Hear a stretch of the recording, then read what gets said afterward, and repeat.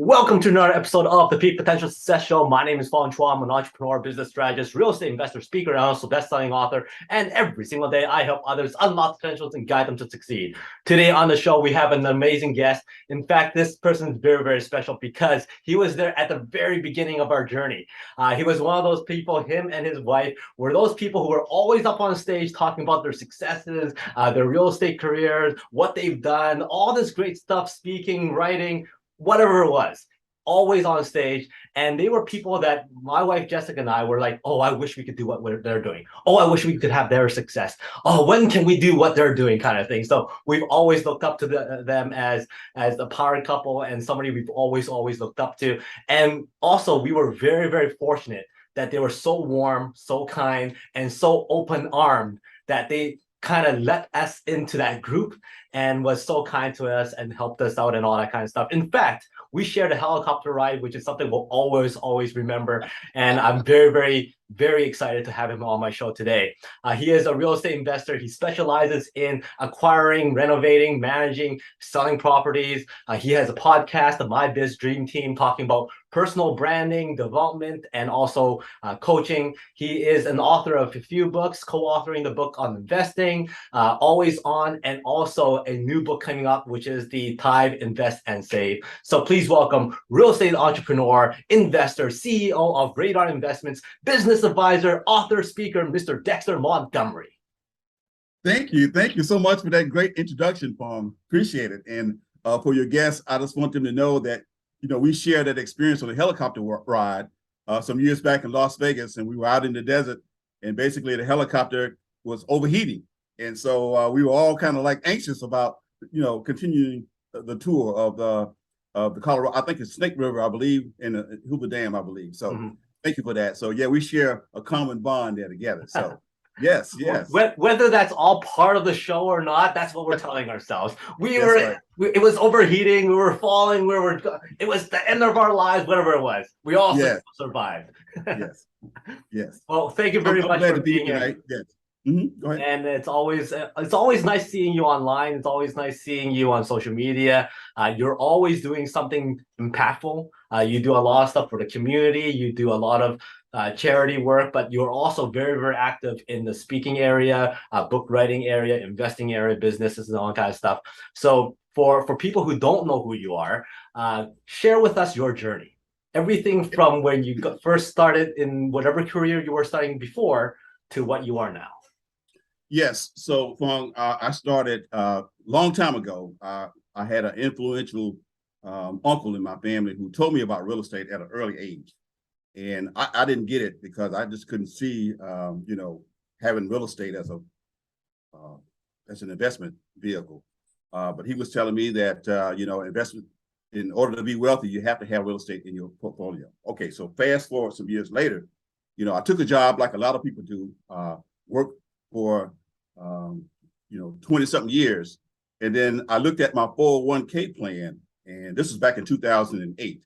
I looked at my 401k plan and said, okay, if I want to retire at this point in my life, I'm going to need more money. So the light bulb came on to me, said, basically, it's time for you to look at real estate as an investment vehicle to shore up your retirement. And so that's when we started our company, Blue Wave Investments. And that was during the time where 2008, as you remember, there was a housing crash. And so people were selling houses pennies on the dollar. So it didn't take a genius to realize that, hey, I could take some of the money that I have already invested and redirect it to real estate. And that's what we did. We bought properties in 3 or 4 states, and we were able to hold on to some properties. We flipped some properties, and we were able to create wealth that way. So fast forward to today, we still own, we rebranded the company from Blue Wave Investments to Radar Investments is Always On. And that came from one of our mentors, Raymond Aaron, to rebrand the company. And so we still are in existence. Right now, real estate is kind of fluctuating, you know, high prices and stuff like that, but we still have a few properties in our portfolio that we're still managing. So that's where we are with that. That's very, very cool. And what was that process like? Like, did your uncle come up to you and go, see, I told you so? And then was it easy for you to kind of transition?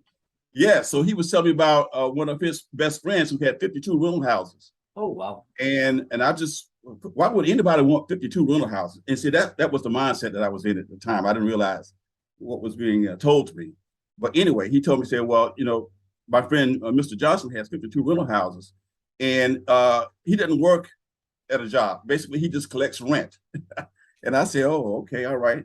And then I remember that story because I wrote it in my first book about, what he told me that time.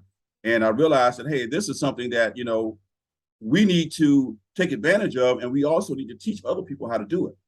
And so that started us on the journey of, investing in real estate and then going into personal development and speaking and those kinds of things. So, yes. Do you still have a good memory of what your very, very first deal was like? Yes, I do. I was scared to death. I was really scared to death, because it was using some of my savings, and I was buying a house to basically flip. It was in a pretty rough neighborhood, and I got it under contract. It was an assignment contract. And so it stayed on the market for about 2 months. Because I had promised the seller that I could, get it done real fast. And they kept calling me and asking me, what's the status of this house? I need to get rid of it. And I was getting kind of anxious. And then finally somebody called me and said, hey, look, I see you have a house in this area. I'm interested in buying it. What are you asking for? And so, I gave him the amount and was able to pick up a $5,000 assignment fee. And that started the journey. I said, oh, this is great. Oh, so the very first deal was one of those wholesale deals where you kind of transfer the contract over. Yes. Wow. It was a contract, yes. What was the very first one where you signed your name to the contract? The second deal, I signed my name to a contract. You're in Canada, so in the U.S. we have housing and urban development. So back in 2008, during the housing crash, HUD was basically trying to unload all of these bad loans and stuff that they had on these houses. And so I was getting calls from real estate agents saying, hey, are you interested in buying this house? Here's the details, whatever. And so we started looking at these houses and say, oh, we can buy them for 50% below market value. Wow. And with very little money down. And so we started buying houses in Savannah, Georgia. We started buying houses in North Carolina, South Carolina, and Virginia. And so, that's how we really got started. Do you remember how many properties you looked through or how many deals you looked through before you got to the first one? Yes, hundreds of properties. And what I was told, again, it's all about education, I think. Going to the right mentors and right coaches to find out what to look for and what to stay away from. Mm-hmm. So I'm glad I spent that money going to the coaches and listening to what they had to say. And so we were able to select properties in what we call Class B neighborhoods. Basically, that's working class people who have good jobs, but they somehow maybe fall upon some hard times and they need some assistance, basically. Mm-hmm. But they're hardworking people. So we want to stay in those kind of neighborhoods that have good schools, good transportation, good amenities, shopping, and those kinds of things. So that's the kind of neighborhoods that we kind of look for. And so we've been very successful doing that. Mm-hmm. Yes. Now, you mentioned you went through tons and tons of properties before you got your very first one. What kept you going? Because that's where lots of people stop doing it, right? They go, oh, I've looked at so many, I just can't find the right one. This one didn't close, that one didn't close, and eventually it just falls apart. They stop doing it and they go back to what they were comfortable with. What kept you going? Well, it's all about looking for that needle in the haystack. There's always needles in the haystack. There's always situations out there where people need some assistance, either by death, loss of job. It could be divorce. It could be, the parents have died and, the owner of the property now lives in California or lives in Florida and they need to sell a house real fast because they need cash. So there's always situations that will allow you to take advantage of if you look for the right opportunities. And so that's about going through a bunch of properties, going to the Real Estate Investment Association meetings, listening to the realtors, because, a realtor might have a deal that you can take advantage of. So it's all about staying connected in the community. And that's what we continue to do today. Mm-hmm. No, I talk to a lot of people about real estate investing and business investing, all that kind of stuff. And sometimes they go, you know what, right now is not the right time. Back a few years ago, that's when we should have done it. And maybe a bit later, that's when we should probably get into it. is there actually the right time? Well, I would say that things go in cycles, Mhm. right? And you kind of have to watch the cycles. Right now, we're on the upswing cycle, I believe. Prices are high, too high for me, basically, to make bids because you got a lot of other real estate investors out here also making bids on houses. So they're driving the prices up, rents are up, those kinds of things. But just like in 2008, 2009, and 10, I see on the horizon that, we'll have another cycle with a downturn. And that will be the sweet spot for a lot of investors who have cash available to take advantage of these things. Mhm. So again, it's all about cycles, and it's all about, again, there's always situations where people need to get rid of properties, and that's what you look for. You look for divorces. Not saying that that's a good thing, but you're trying to help people get out of a situation, Mhm. and that's what we try to do. And with me and my company is try to help people get out of a situation where they have they're going through a divorce, and they need to get rid of the property, or somebody died and need to get rid of the property, or some other situation that comes along and they need to get out. So you provide a service to help those folk get out of those situations. And you can't go to a realtor because a lot of times these houses are in such bad shape and they need so much work done. Realtors won't touch them. So again, investors, I think, provides a service to the community with our services. Yes. Mhm.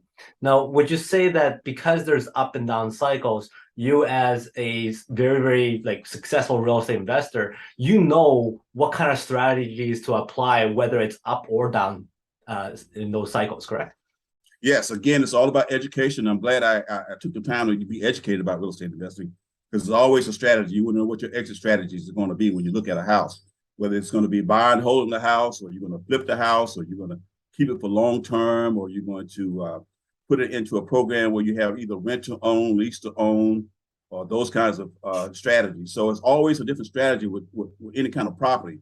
And so I would say to your audience that it's always good to invest in education, get to know good real estate investors and mentors, and find out what they do. Go to the Real Estate Investment Association meetings and listen to those people, and then learn from them, because you're in the business to make money and not to lose any money. So that would be my advice. Yes. What kind of advice would you give somebody if they're just getting into investing in real estate? What would be the type of stepping stone deal that you think is the best type of investment or property for somebody to get into? Well, like I started assigning contracts. I mean, I think that's probably the best thing to do if you can find a good deal. And basically what that is putting a house under contract, and then taking that contract and assigning it to somebody who has the capital to buy that house. That way you can pick it up an assignment fee. And you'll have to understand how your numbers work in order to do that. But again, that's education. You have to be educated to know how to do that. That would be because that's less risky as opposed to going out and buying a house. Now, a lot of people go out and buy houses, and that's fine and dandy too. But understand what the numbers look like. Understand what your numbers say. You're not in the business to buy retail. You're in the business to buy wholesale, somewhere around 70-80% of the after repair value. Mhm. So I would say again, education is key, and listening to other real estate investors. Yes. Mhm. Now, when it comes to investing in real estate, you've done very, very well in that aspect. And then from there, you started branching out. You started doing book writing, you started doing speaking, you started doing business advisory and all that kind of stuff. What made you start expanding? Yes. Well, again, it's all about entrepreneurship. You don't want to basically put everything in one basket. Mhm. So, you look at real estate and say, well, maybe I can teach how to do this. So we wrote the book on investing, and here's a copy of it here. You can see it here. Book on investing, the ultimate real estate guide for the savvy investor. And so that book was written back in 2012, and I'm in the process of redoing it now because a lot of things have changed. But it's all about giving back. As some of our mentors, we've been mentored by some of the same people. We always talk about giving back. If you add value to people, then you would be blessed, with things. So it's all about adding value, and then writing books, and then going on the speaking circuit. Talking to people about these things, how to invest, how to brand yourself, how to have situations like you have here, podcasts and those kinds of things. So it's all about evolving as an entrepreneur, I think, and becoming a brand. Mm-hmm. Now, Yes. when you started going into the speaking circuit, started doing podcasts, eventually you realize, hey, look, I need to start speaking more. I need to work on that craft. Now, was that something you've always had, like being able to communicate well? Or did No. you focus on it, work on it, and go, you know what, that first time on stage really, really sucked, but now I know what to do? Yes, yes. You always get nervous. You get anxious about being on stage. I'm not a person who goes out and speaks, when I initially started to a lot of people. So I've always been anxious, and I still am anxious sometimes as I go out and speak to people. But after a while, you kind of get used to it. You build up a routine, and you know what it takes to deliver a good presentation. And so, you just keep at it. Mm-hmm. Now, Yeah. one of the things that people struggle with is letting go of something, whether it's a potential deal or a real estate property, having to let it go because the numbers just don't work. But they're so emotionally engaged with that project or something that they don't want to let go. Do you have an example where it was very, very tough, but eventually you just had to let it go and just learn from that experience? Oh yes, they always come across my desk situations where, I could have bought a house in Florida, basically a duplex, and we were right on the margins with the numbers, um, and they wouldn't budge. Basically, the sellers wouldn't budge, so I had to say no to that deal. But it's always, and my mentor always told me that there's always another deal that will come along, right? So yes, you feel bad because you didn't do it, but you keep moving on because there's another deal out there. So again, it's all about having good mentors, good coaches to kind of bounce ideas off, have somebody that you can bounce ideas off and say, hey, look, I have this property in Florida, it's a duplex. They're asking this amount. I offered this amount. They said, no, should I increase my offer? And, you get good advice, either yes or no, depending on the situation, and you'll know if it's a good deal or not. Don't be afraid to walk away from deals just because, of the location or you fall in love, have emotional ties to it. Always consider that, you have your numbers that you have to kind of keep in the back of your mind and what that number is going to be. Because you always have to have an exit strategy when you're investing in real estate, whether or not you're going to hold on to it and then sell it, or you're going to hold on to it for cash flow, or you're going to gift it to your children or whatever. You always have to have an exit strategy when purchasing real estate. Mhm. Yes. Now, you mentioned how you need to bounce ideas off of people and also with partners and whatnot. Somebody I know you bounce your ideas with is your wife and Pam. Now, the two of you were working on your businesses, on real estate together. How does one balance that out? Because sometimes they go, oh, I can't work with my wife or I can't work with my spouse because we'll just drive each other nuts. But the two of you are a power couple. How do you balance that lifestyle? And is it delegating certain things or having certain boundaries? How did you make that work? Yes. So we first have to be evenly yoked. Have to kind of like each other, you know, and love each other, but like each other. And so have the same common interests involved. And so my wife is good at details. She's very good at details. And so I'm good at the bigger picture kind of things. And so we really kind of um, come together when it comes to any kind of real estate or business idea and whether or not we're going to go with it. So I'm always bouncing ideas off her. She's always coming to me saying, well, I saw this situation. You need to investigate it. And I'll look at it and say, oh, we could do this with that. We could do that with that. And she said, well, what about here's some of the numbers or some of the things that we need to consider. And so it's always a marriage is a good partnership to have somebody like that you can bounce ideas off. And we've been married now for 41 years. And Wow. um, yes. And so we've been, pretty happy those years. Yes. Mm. Does the coach or mentor ever get between the two of you? Like for instance, if the two of you disagree on somebody and the both of you go, you know what? Let's ask our coach. And like, oh, see, I'm right, or see, you're wrong. Yes, yes, that happens all the time. But that's again, it's a part of that communication and part of the good partnership that we have because you don't want to have a yes person who's always yes all the time, and then you make a mistake, and then it all comes back on you. So you want to have back and forth, that yin and yang, that up and down kind of situation. And so we want to continue to have that relationship. Yes. No, I know you always have stuff on the go. You always have big projects and big things coming up. And you mentioned before you're re-releasing the book on investing. But amongst that, you also have another book coming out, and you also run a podcast, and you do so much stuff for the community and charities. How do you balance all that time so that you can actually put more effort into everything? Like, how do you do that? Yes. It's all about managing your time. And, you and I and a lot of us have gone through a lot of good coaching. We've had good coaching in our careers, I think, telling us about managing time and being productive. And so the idea came to be about my next book. It's called Tithe, Invest, Save. I have 3 piggy banks on my desk downstairs, and one is for tithing, one's for investing, one's for saving. So I said, well, that'll be a good book to write to help people understand that it's all about adding value first. It's about giving back first, always giving back. And then it's all about taking care of your money, making your money work for you, which we do through real estate investing and through our businesses. And it's all about saving something for a legacy. I mean, you have a small child. You want to make sure that her future is fairly secure.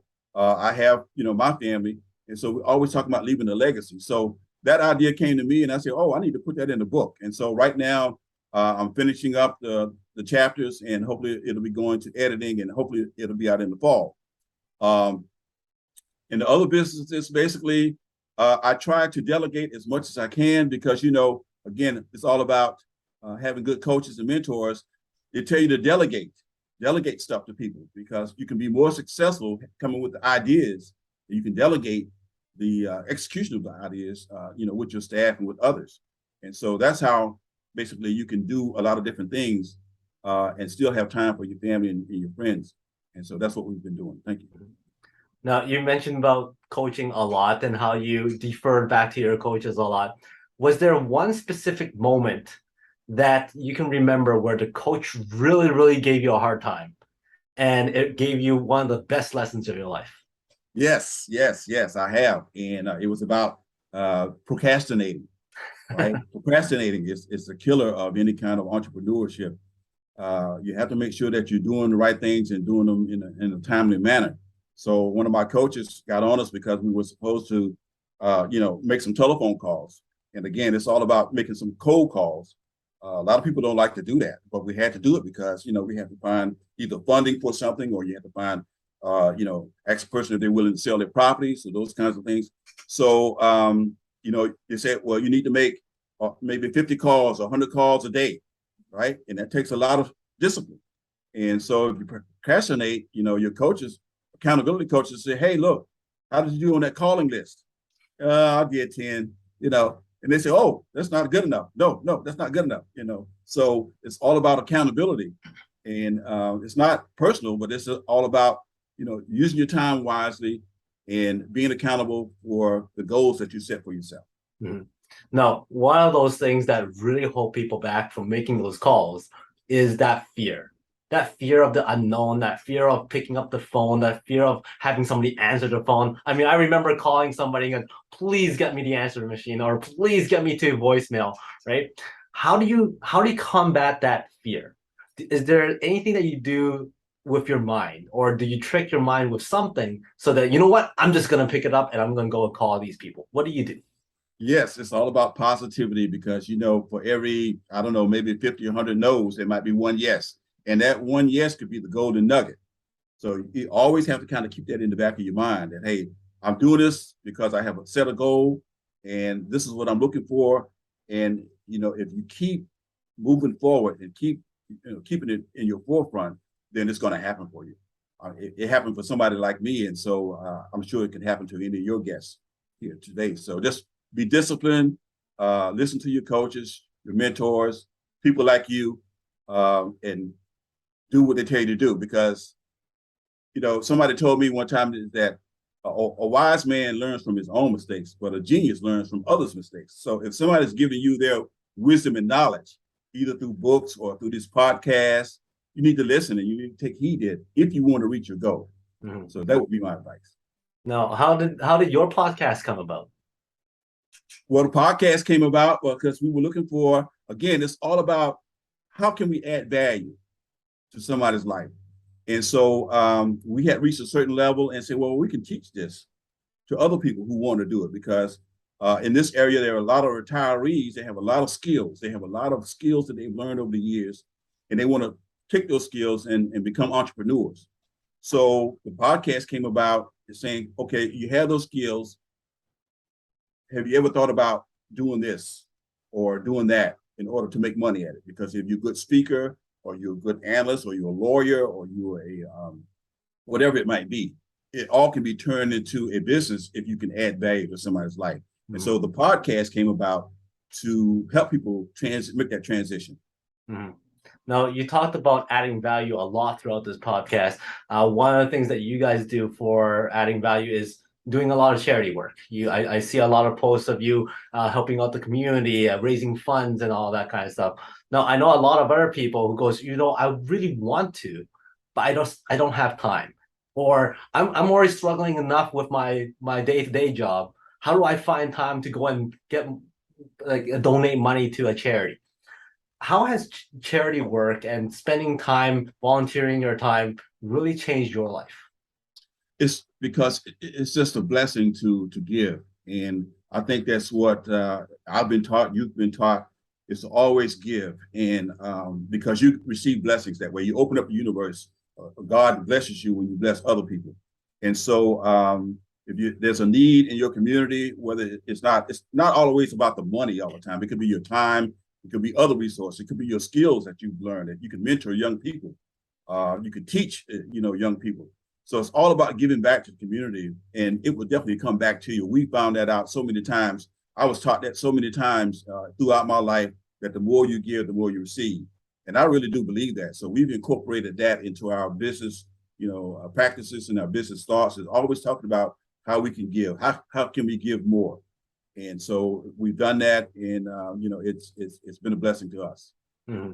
And I'm sure a lot of people are very thankful for the time you spend with them and the kind of efforts that you put into it, because it's something I found that's very, very beneficial. Not only that are you helping other people, but it makes you feel a little bit more fulfilled.